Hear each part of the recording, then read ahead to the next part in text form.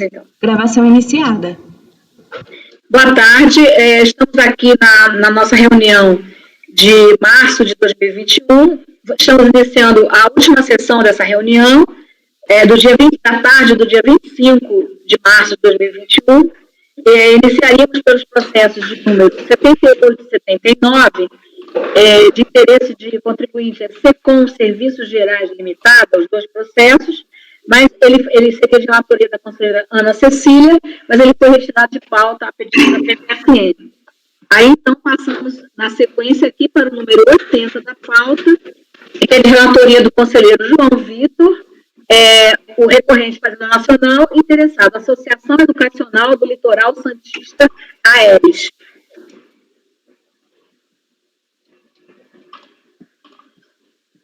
Pois não, posso começar? Sim. É um recurso especial interposto pela Fazenda para discutir a incidência de contribuições previdenciárias sobre bolsas de estudos concedidas para ensino superior. A decisão recorrida deu provimento ao recurso voluntário do contribuinte nesse ponto, e conforme se viu no relatório fiscal da NFLD, final 229.5, o levantamento BBE refere-se a bolsas de estudos para segurados empregados concedidas para custeio de ensino superior. No entender da fiscalização, seria prerrogativa do empregado a escolha do curso, de modo que não se trataria de capacitação profissional. Em seu recurso especial, a Fazenda Nacional basicamente alega que, com base em dois paradigmas, que é o final 177 e final 859, a verba relativa ao ensino superior não está fora do campo de incidência das contribuições previdenciárias, pois o que não integra o salário de contribuição é o valor relativo a plano educacional que visa a educação básica. O sujeito passivo foi intimado, apresentou contrarrazões, nas quais, em síntese, ele pediu o desprovimento do recurso da Fazenda Nacional. Iniciando o voto, eu estou conhecendo do recurso diante do... Só um pouquinho, então, conselheiro João Vitor. Conselheiro, só para explicar, nós vamos começar pela sessão já da tarde, viu? Registro aqui a presença da representante da Fazenda Nacional, que vai acompanhar todos os julgamentos. Nós já começamos já pelo início da pauta, né? Os primeiros processos foram retirados. Estamos no número 80 da pauta, né? A recorrente nacional, Associação Educacional do Litoral Santista, AERES. E aí, tendo em vista que tínhamos já conseguido nosso acesso certificado, ok, começamos e vamos seguir daqui e depois resgatamos o que ficou, porventura, tenha ficado para trás. O conselheiro João Vitor fez o relatório, então estamos então, ele já vai proferir o voto. Eu queria rapidamente agora, algo que eu esqueci, que foi apresentar o colegiado rapidamente, né? Estão todos presentes, conselheiro Mário, conselheira Ana Cecília, conselheiro Pedro Paulo, conselheiro João Vitor, que é o relator, conselheiro Maurício, conselheiro Marcelo, conselheira Rita, e eu, conselheira Maria Helena, que vou presidir os julgamentos, e aqui a presença da representante da Fazenda Nacional, doutora Patrícia. Bem, desculpe, conselheiro João Vitor, a interrupção. Pode, então, passar o voto, por favor. Pois não. Conforme eu estava dizendo, estou conhecendo do recurso, né, diante do cumprimento aqui dos requisitos de admissibilidade por parte da Fazenda, e no mérito, discute-se nos autos se a regra de não incidência prevista no artigo 28, parágrafo 9, a linha T da Lei 812 de 91, se essa regra ela é extensiva às bolsas de estudos para ensino superior. É importante frisar que, pelo exame do acórdão de recurso voluntário do recurso especial das contrarrazões, inexiste nesta instância qualquer devolução da matéria relativa à imunidade de entidades beneficentes de assistência social, inexistindo qualquer menção a esse respeito no recurso e na resposta do recorrido. Pois bem, o entendimento da recorrente de que não integra o salário de contribuição é o valor relativo ao plano educacional que visa a educação básica, está superado pela súmula CARF 149, segundo o qual não integra o salário de contribuição à bolsa de estudos de graduação ou de pós-graduação, nos casos em que o lançamento aponta como único motivo para exigir a contribuição previdenciária o fato desse auxílio se referir à educação de ensino superior. Conforme precedentes que inspiraram a edição da súmula, qualificação e capacitação profissional não se restringem a cursos oferecidos em nível de educação básica, podendo estender-se a cursos em nível de graduação ou pós-gradual. Eu cito aí o primeiro acórdão que que deu origem à súmula é o 9202007436, e a descrição prevista no artigo 28, parágrafo 9º, a linha T da Lei 812, admite a interpretação de que a educação superior estaria abrangida nos cursos de capacitação ou mesmo qualificação profissional até a edição da Lei 2.503 de 2011. No caso dos autos, ademais, o acórdão recorrido decidiu que deve-se, portanto, dar razão à entidade quando afirma que as bolsas fornecidas aos seus empregados têm o objetivo de qualificá-los e capacitá-los para as atividades desenvolvidas para o empregador, mas também para o mercado de trabalho, devendo ser afastada a tributação sobre essas parcelas. E mais, o fisco justifica a tributação no fato de que os beneficiários poderiam escolher os cursos de seu interesse, fato que desnaturaria o requisito de que a capacitação era feita em atividades de interesse da empresa. Não me parece razoável tal conclusão, posto que não se demonstrou de forma específica quais empregados estariam sendo beneficiados com bolsas em áreas que não integrassem, ou melhor dizendo, que não interessassem aos objetivos da empresa. Em sendo assim, consignado na decisão recorrida que as bolsas estão relacionadas com as atividades econômicas da empresa, inexistindo prova em contrário, e estando a tese recursal em desacordo com a súmula CARF 149, estou negando provimento ao recurso da Fazenda Nacional. Sim. Conselheiro Mário. Acompanho o relator, presidente. Conselheira Ana Cecília. Acompanho o relator. Conselheiro Pedro Paulo. Com o relator, presidente. Conselheiro conselheiro Maurício. Acompanho. Conselheiro Marcelo. Acompanho. Conselheira Rita. Acompanho. Eu também acompanho. Então, número 80 da pauta, por unanimidade de votos, conhecer o recurso e no mérito, negar-lhe provimento. Agora, então, teríamos o número 81 da pauta, que seria de minha relatoria, seria recurso da Fazenda, interessado Icatu Capitalização S.A., teria inclusive acompanhamento, porém foi retirado da pauta a pedido da PGFN. Então, agora, então, só teríamos o último processo da pauta, para o qual um acompanhamento. Então, como ainda não temos a presença do patrono, né, perguntou ao apoio, né, que ainda não temos, né? O presidente, ele ainda não chegou. Certo. Não há problema, nós começamos mesmo um pouco mais cedo, e aí, então, eu gostaria de passar para os processos da parte da manhã, que nós não tivemos condição de julgar ainda. Então, vamos resgatar, como sempre fazemos, aquilo que fica para trás. Então, nós temos, então, pelo meu controle aqui, chegamos até o número 70, né? E iremos julgar, então, 71, 72, 73, de relatoria do conselheiro Mário, todos são recursos da Fazenda Nacional, contribuinte via Engenharia S.A. Esses processos são do dia de hoje, 25 de março de 2021, parte da manhã. Ok, presidente. Posso iniciar, presidente? Sim. Então, aqui nós temos auto-infração de contribuições previdenciárias, esse primeiro aqui, que é o item 71, contribuição referente à parte dos segurados, os demais são de idêntico teor, presidente. O que muda é que aqui é segurados, e aí a gente vai ter empresas, salvo engano, terceiros, mas as matérias que estão em julgamento são exatamente a mesma, e o que se decidir para um desses processos pode ser tranquilamente estendido para os demais. Então, se não houver nenhum empecilho, eu gostaria de julgar os três juntos. Então, trata-se de auto-infração de contribuições previdenciárias referente à parte segurada, decorrente de responsabilidade solidária entre prestadores e subempreiteiros e tomador de serviço por cessão de mão de obra, que no caso é a empresa recorrida via engenharia, em razão da ausência de recolhimento dos tributos pelos prestadores e tendo em vista que o tomador não apresentou os documentos necessários à elisão da responsabilidade. De acordo com o relatório fiscal, o lançamento objetivo a restabelecer a exigência fiscal, anulada por vício formal nas notificações fiscais de lançamento de débitos 35.009, 609.5 e 608.7, anulado pelo Conselho de Recursos de Previdência Social por erro de fundamentação legal.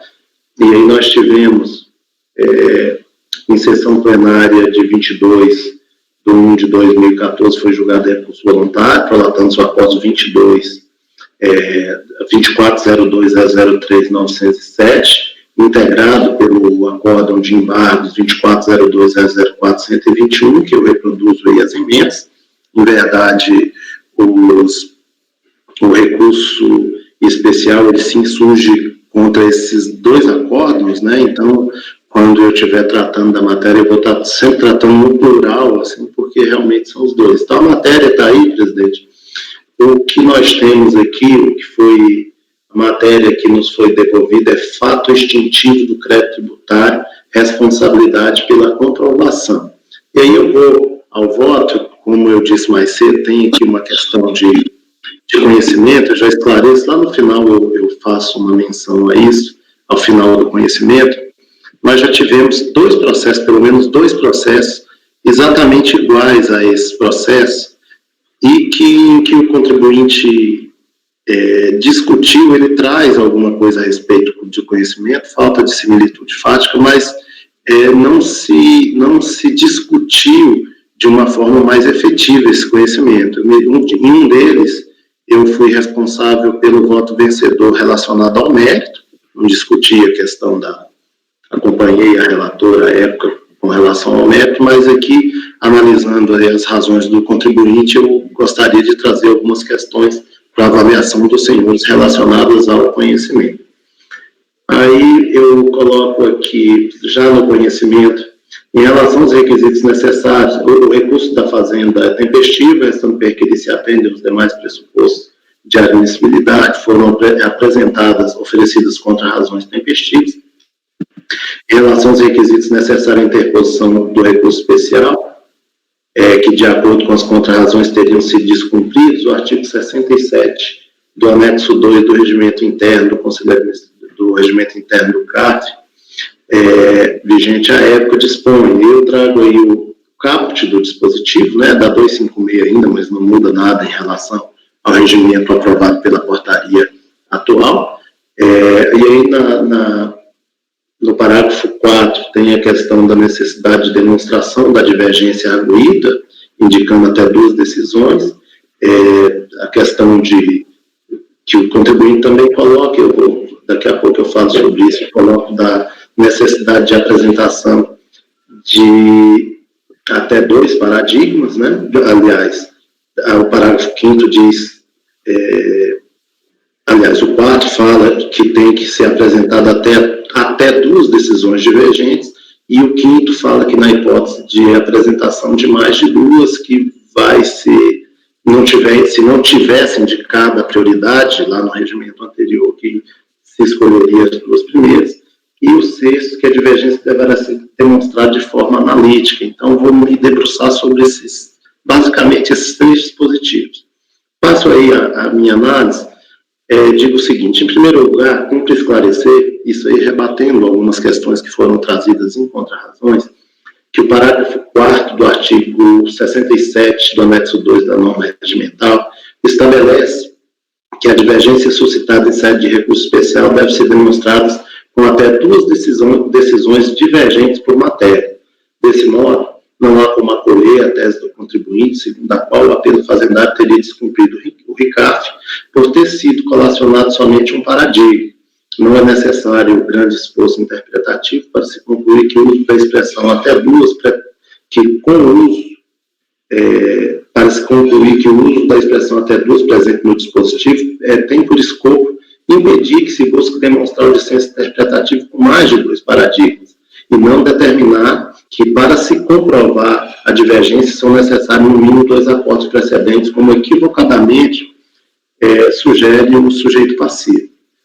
Quanto ao argumento de que a Fazenda Nacional não teria demonstrado adequadamente a divergência, cumpre esclarecer que o regimento interno não exige, como suscitado, a realização de cotejo analítico, mas que a divergência seja demonstrada analiticamente com a indicação dos pontos dos paradigmas colacionados que divirjam de pontos específicos do acórdão recorrido.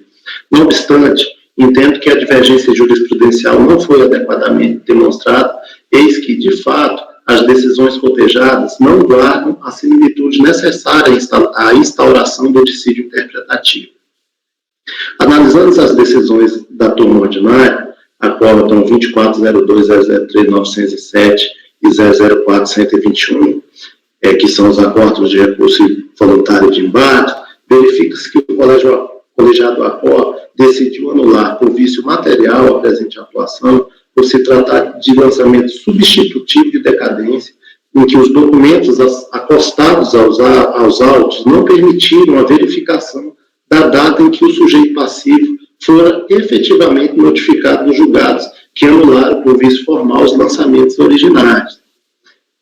De acordo com o recurso voluntário, tendo em vista tratar-se de tributo sujeito a lançamento por homologação, o fisco tinha 5 anos para lavrar a nova autuação, contados da data em que se tornou definitiva a decisão anulatória, conforme artigo 1732 do CTN, mas por não constarem dos autos elementos probatórios aptos a estabelecer o termo inicial do prazo decadencial, o lançamento não teria sido convenientemente motivado, causando prejuízo à ampla defesa e ao corpo, visto que a autuação teria sido imputada ao sujeito passivo sem a descrição clara de sua motivação prática e jurídica. Vejamos trechos da decisão a esse respeito. Aí se diz o seguinte... Oi. Só um minutinho, que eu acho que nós perdemos o João. Mesma coisa, ele está se reproduzindo. Nós temos quase que uma geração espontânea. Saiu e tentou entrar outras vezes, aí eu acho que ele foi abrindo outras reproduções. Será que ele conseguiu fazer aquilo que o Pedro Paulo orientou? Que eu não consegui aqui porque eu não tive acesso. Acho que o Pedro Paulo conseguiu, mas eu não tive acesso. Mas eu li aquilo ali, era outra coisa, que eu não sei, não sei. Não, porque eu tinha aquilo, porque como disseram, não, porque pode ter algum histórico, não sei o quê, aí eu... Mas o que o rapaz lá do CERPRO fez, o funcionário lá do CERPRO fez, foi limpar aquilo, e parece que resolveu. Porque pelo menos eu estou por aqui, né? Eu não sei se resolveu, mas na minha cabeça resolveu. Vamos ver se o João...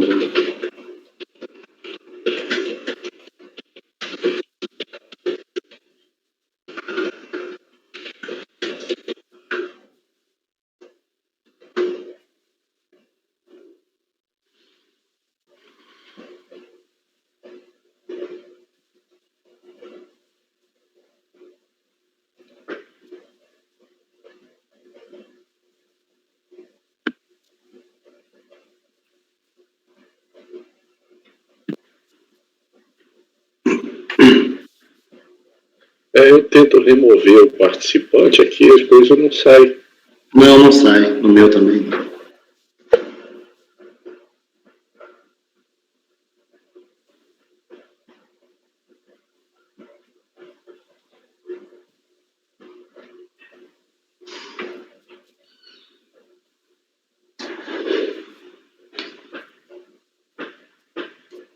Cada vez que ele tenta, vai para um janela.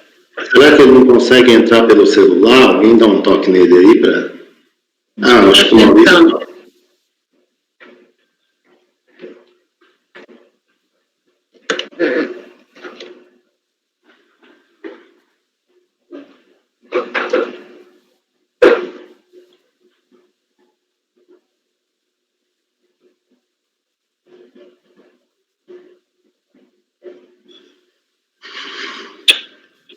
Coisa chata, né? Me parece, porque o sistema em si ele já vem apresentando problema há algum tempo, sabe? Eu tinha pensado exatamente num plano B, seria usar um outro sistema, que tem vários que as pessoas usam. Outro dia eu participei de um negócio aí, era uma audiência, um troço, e era um outro bicho, outro sistema, que fazia a mesma função.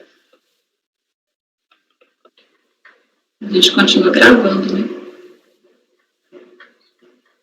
Está sem voz, presidente.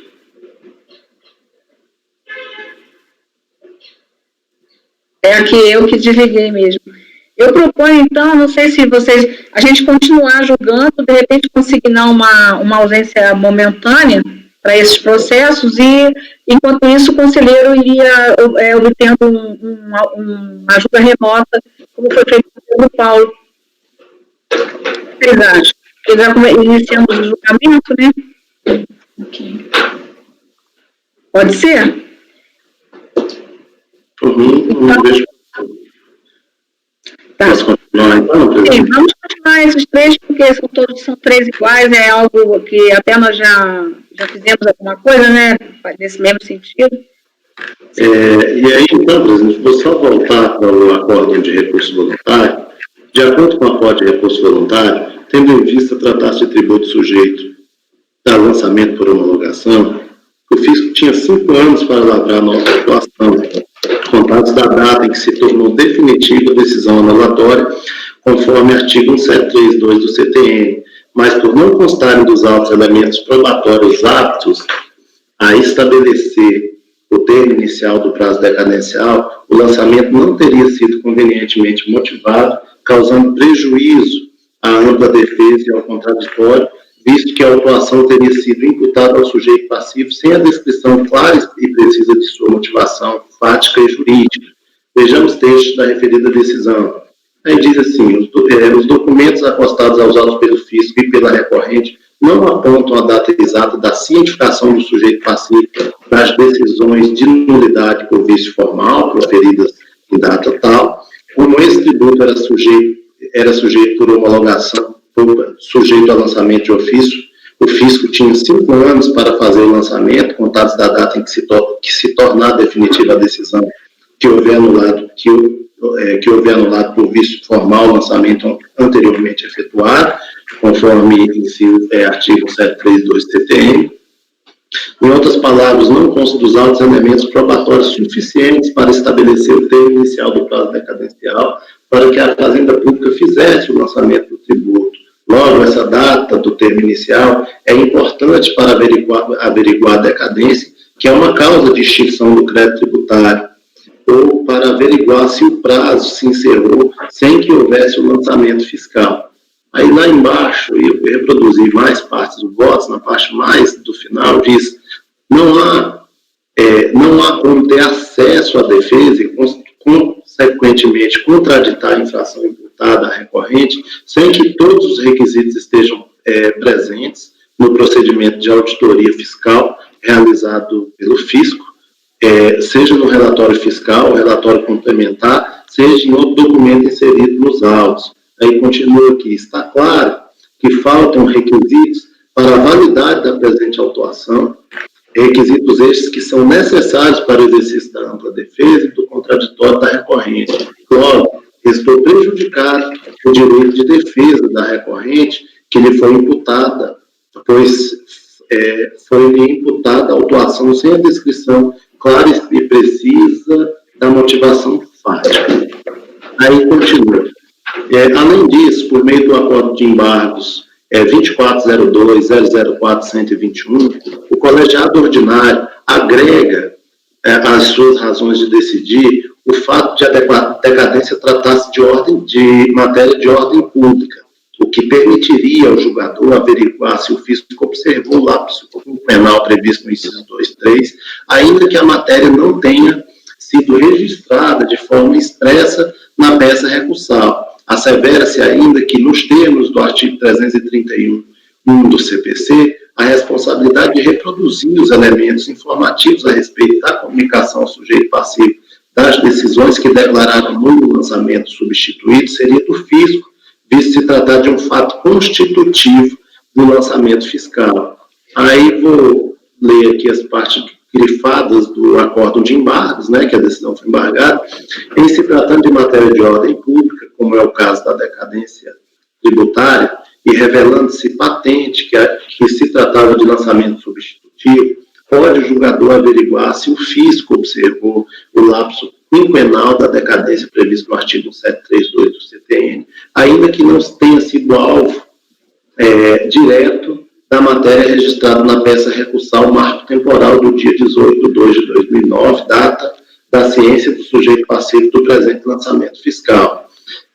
Um pouco mais embaixo, na seara de quem deverá produzir os elementos informativos da cientificação do sujeito passivo da decisão que declarou nulo os lançamentos anteriores, entende-se que tal atribuição compete ao fisco, já que se trata de um fato constitutivo do lançamento fiscal. Esse entendimento está consubstanciado na regra estabelecida pelo artigo 333 do CPC, eis que cabe ao fisco o âmbito de comprovar os fatos constitutivos do seu direito, no qual foi apontado no relatório fiscal e seus anexos que se tratava de lançamento fiscal substitutivo, e cabe à recorrente comprovar a existência de qualquer fato impeditivo, modificativo ou extintivo do direito do fisco.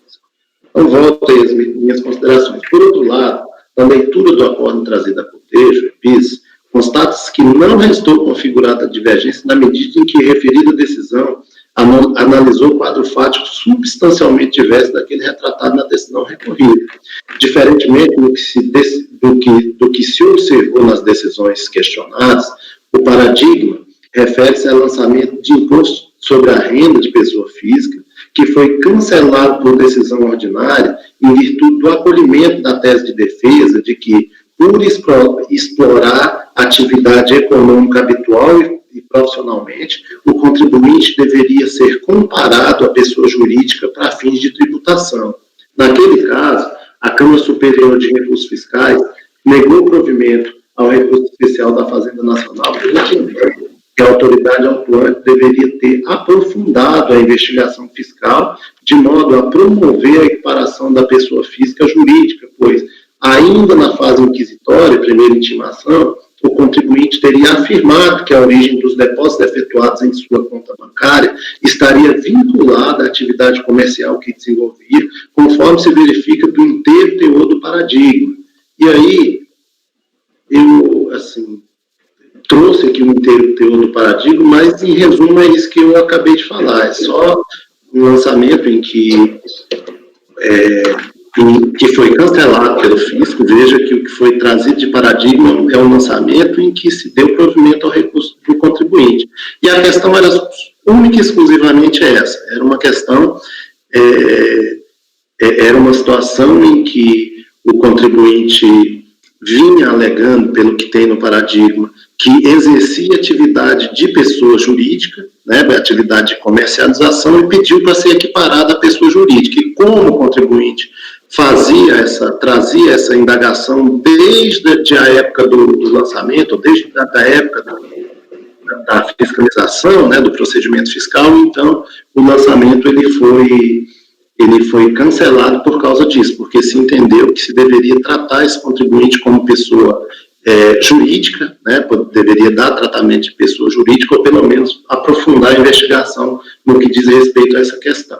Aí continua. De-se observar que as questões suscitadas nos acordos desafiados sobre o fato do lançamento ser substitutivo, os documentos apostados aos autos não permitirem a verificação da data da ciência ao contribuinte das decisões que anularam as NFLD originárias, ter havido cerceamento de defesa por insuficiência de descrição da motivação fática e jurídica do lançamento, ou a matéria tratada na decisão, decadência, ser de ordem pública, não foram objeto do paradigma, que revela a inexistência de similitude diplomática entre as decisões cotejadas.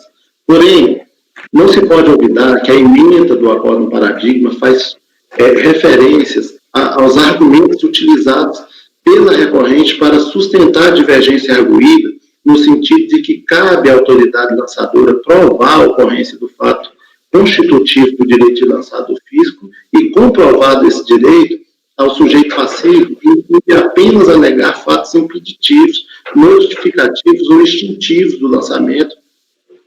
Aliás, inclui não apenas alegar fatos impeditivos, modificativos ou extintivos do lançamento, como também comprová-los. Entretanto, verifica-se que essas questões não foram abordadas de forma efetiva na decisão trazida à comparação, reproduzida acima na sua integralidade, de modo que a emenda do julgado, considerada de forma isolada, não se presta a demonstrar o dissenso na interpretação de normas tributárias. Observe-se que, no intento de demonstrar divergência, a recorrente contrasta trechos das decisões ordinárias com a emenda do paradigma, sem, contudo, fazer qualquer menção ao voto condutor desse precedente, ou seja, não se fez a demonstração analítica com a indicação dos pontos no paradigma colacionado que divirjam de pontos específicos nos acórdons desafiados, como determina o RECAF, pois a tese desenvolvida na peça recursal somente encontra amparo na emenda do julgado paradigmático. De outra parte, em sua abordagem sobre o propalado fato extintivo de crédito tributário, a recorrente afirma que caberia ao contribuinte fazer prova da decadência, citando, inclusive, o artigo 1565 do CTN, que faz referência a essa modalidade de extinção do crédito tributário. Se não vejamos, aí eu trago aqui essa parte aqui do recurso em que se trata da questão da decadência. Continuo. Como se extrai da própria peça recursal, bem assim da transcrição dos diversos excessos das decisões fustigadas, feitas acima, o lançamento não foi fulminado pela decadência, mas anulado em razão de, na visão da turma ordinária, inexistir prova da data em que a contribuinte fora notificada das decisões que anularam as atuações substituídas, ou seja, da data em que tais decisões tornaram-se definitivas. Por conseguinte, ainda que se pudesse concordar com a hipótese de a ementa do paradigma, de que a ementa do paradigma considerada isoladamente estaria apta a instaurar a divergência, as assertivas nela contidas também não se prestam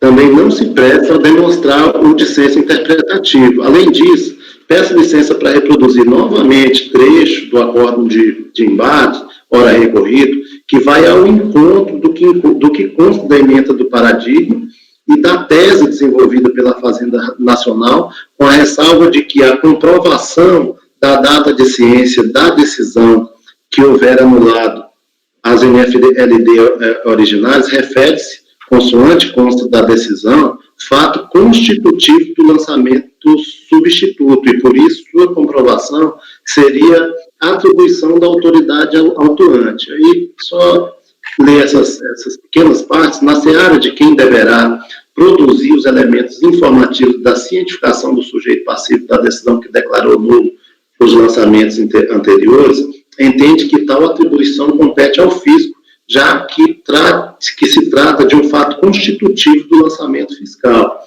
Esse entendimento está consubstanciado na regra estabelecida pelo artigo 333 do CPC, eis que cabe ao autor, no caso fisco, o ônus de provar os fatos constitutivos do seu direito, no qual foi apontado no relatório fiscal e seus anexos que se tratava de lançamento fiscal substitutivo, e cabe à recorrente comprovar a existência de qualquer fato impeditivo, modificativo ou extintivo do direito do fisco. Aí eu digo, com efeito, todas as ponderações feitas até aqui permitem concluir pela inexistência de dissídio interpretativo, uma vez que as diferentes soluções a que chegaram os acordos recorridos e paradigma não decorreram de divergência jurisprudencial, mas sim dos elementos específicos de cada processo, na medida em que os julgados confrontados analisaram quadros fáticos diversos, e suas conclusões não resultaram no paralelismo ou confronto de teses a ensejar o recurso especial de divergência. Esclareço, por fim, que em relação ao processo 14.041.000.158/2009-54, que versa sobre matéria semelhante, refere-se à mesma contribuinte, acompanhei a relatora no conhecimento e fui redator do voto vencedor do acordo 9202.008.030. Todavia, embora mantenha meu entendimento em relação ao mérito, somente no presente processo tive condições de me aprofundar sobre aspectos relacionados ao cumprimento dos requisitos inerentes ao recurso especial e constatei que o apelo não reúne as condições necessárias para que seja possível. Então, é esse o meu voto.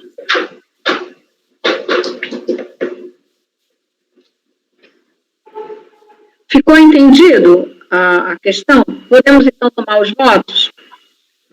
Bem, O conselheiro Mário, então, está não conhecendo o recurso. Os três são iguais, né, conselheiro Mário? 71, 72, 73. Conselheira Ana Cecília. Acompanho, presidente. Conselheiro Pedro Paulo. Acompanho o relator, presidente. O conselheiro Aldilute está com problema técnico para retornar. Hoje nós estamos com muito problema, muitas situações assim, inclusive que inviabilizaram nossa sessão pela manhã. Temos que aguardar para vários atendimentos. Então, nós estamos aguardando para que se resolva o problema do conselheiro. Já estamos em andamento com esses julgamentos, então vamos terminar e aguardar ver como se vai conseguir retornar o conselheiro João Vitor. Conselheiro Maurício. Com o relator, presidente. Conselheiro Marcelo. Acompanho o relator. Conselheira Rita. Acompanho. Eu também acompanho o relator. Então, no 71, 72, 73, né, idem os três processos, por unanimidade de votos, não conhecer do recurso. Eu vou consignar aqui uma ausência momentânea, né, plenamente justificada, porque estamos hoje com uma estabilidade muito grande. A gente vê aí a tentativa reiterada do conselheiro de retornar e sem conseguir. Então, por unanimidade de votos, não conhecer do recurso, é o resultado de 71, 72 e 73. Ele está... nós poderíamos, Mário, o que você acha, interromper um pouquinho a gravação, para que a gente verifique o que está acontecendo, né? Para depois retornarmos, o patrão aguardando já, espera um pouco, pode ser? A gente pode até continuar, não sei se seria interessante continuar, só parar a gravação. Eu poderia, assim, como é uma questão procedimental só, eu gostaria só de já falar sobre o processo número, que eu acho que não tá certo, tem muito perfeito. prejuízo, né? Sobre o processo número 75, que é Transporte e Turismo Heróis Limitado, que o que aconteceu foi o seguinte: a Fazenda Nacional, esse é um processo que trata de retroatividade benigna, né, aí 68, né, não informação de fatos geradores de chefia, e houve, por parte da Fazenda Nacional, um pedido de retirada do item 74. Então, esse item 75, ele tem uma relação de dependência com o item 74, então eu vou sugerir, presidente, que esse também seja retirado de pauta e que volte oportunamente junto com o processo principal. Certo. Então, agora, julgados os processos 71, 72 e 73, nós iremos julgar o 74, como o conselheiro Mário já adiantou, era um recurso da Fazenda Nacional interessado em transportes e turismo Heróis Limitado. Esse processo foi retirado de pauta pela PGFN, ele é um processo de obrigação principal, que é gêmeo, né, da mesma ação fiscal, que o 75, que é uma obrigação acessória, não é? Ele é obrigação acessória. Exatamente. Certo. Então, tendo em vista a impossibilidade de nós julgarmos aí agora a obrigação acessória antes do julgamento da obrigação principal, o número 74 já foi retirado da medida da Fazenda. E aí o 75, então, eu estou retirar de pauta, por tratar-se de processo, a gente chama correlato? Como é que a gente chama mesmo, hein? Eu acho vinculado, conexo. Desculpa, para usar um termo mais técnico. Conexo ao número 74, já retirado de pauta. Já retirado de pauta a pedido da PGFN. Aí depois a gente vê até se for o caso de apensar, né, os dois processos para ficarem sempre juntos. Bom, agora então, nós nessa pauta agora da tarde, só teríamos o processo de número, o último processo da pauta, de número 82 da pauta, né, nós já tínhamos terminado a pauta da tarde, da parte da tarde, e havia só esse processo número 82 de relatoria do Conselho Pedro Paulo, que vai haver acompanhamento por parte do contribuinte. Fora isso, nós temos ainda processo pela manhã, não é isso? Tem um 77 da manhã, que é meu também. 77. Bem, eu proponho, então, que continuemos. O 75 foi esse que nós retiramos? Retirado, é. Ah, certo. Aí agora, então, o 76 já foi feita a sustentação oral, e aí passaremos, então, para o último processo da parte da manhã, que seria o processo de número 77 da pauta. Presidente, Podemos, então... Parece que o apoio quer falar. Sim, apoio? Pois não, deve ser para dizer que o contribuinte está aí. Isso, presidente. O patrono do item 82 já se encontra na sala de espera. Ver se ele vai conseguir entrar, né? Talvez seja o caso mesmo da gente encerrar essa gravação aqui, porque tá, assim, tem um... Tá Daqui a proliferando. pouco vai cair, porque não vai ter ninguém na tela. Ela está bem poluída, até para a gente... Então, olha, nós estamos assim, numa situação em que temos apenas o processo da sustentação oral, e até para garantir que o patrono entre tranquilamente e consiga, não é sustentação oral, desculpa, é acompanhamento, e possa fazer o acompanhamento, e temos somente um processo que ficou da parte da manhã e um do primeiro dia, né? E aí, então, nós vamos fazer um pequeno intervalo. Eu peço, então, que suspenda a gravação, explique para o patrono essa questão e vamos ver se a gente consegue resolver.